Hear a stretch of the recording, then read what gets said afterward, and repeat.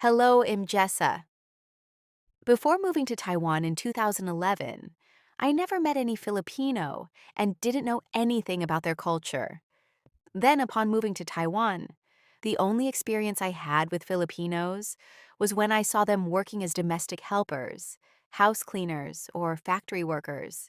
I still didn't know much about them, but I always noticed two things. They were always smiling, and they were hard workers. It wasn't until I went to the Philippines for the first time in October 2016 that I got to really experience the meaning of the Filipino smile and see, firsthand, the culture of these hardworking people. The Philippines is not a rich country, and so many people live at a poverty level. I, however, never saw any indication of self-pity or helplessness. Instead, I saw people who made the most of what they had and were always filled with gratitude and faith that they would always have what they needed. It's sad that the media portrays the Philippines as a dangerous place full of murder and crime when my experience has been nothing but positive with the Philippines and its people. Both in the Philippines and in Taiwan, I have been the recipient of the kind and generous nature of Filipinos. They are some of the nicest people I have ever met. Always polite, they refer to strangers as sir and ma'am, and they always smile and offer help when they can. More than once, I met Filipinos who, regardless of the fact that they clearly made less money than I do, were willing to share with me all they had. Each time, it was a humbling experience that left a lasting impact on me. It made me realize that for so many people, including myself, coming from first world countries, we take so much for granted.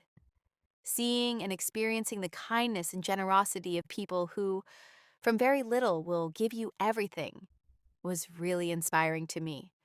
Truly, Filipinos are some of the kindest, most generous, and most hospitable people I have ever had the honor of meeting and calling friends. It was the 13th of April 2017 when I arrived at Cebu International Airport in the Philippines and immediately took a bus to my first destination, Oslob. It was already midnight when I didn't have any reservation for a hostel or idea where to go. It was my first time in the country, admittedly.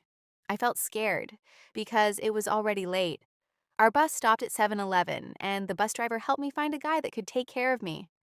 Fortunately, we found a hostel manager.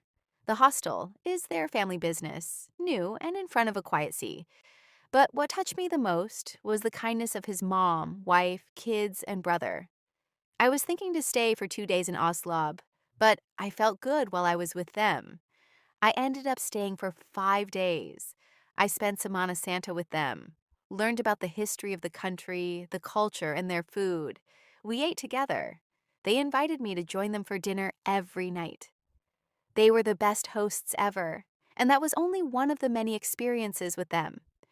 I traveled around Asia for 1 year and met a lot of people in different countries, but the Philippines made the difference.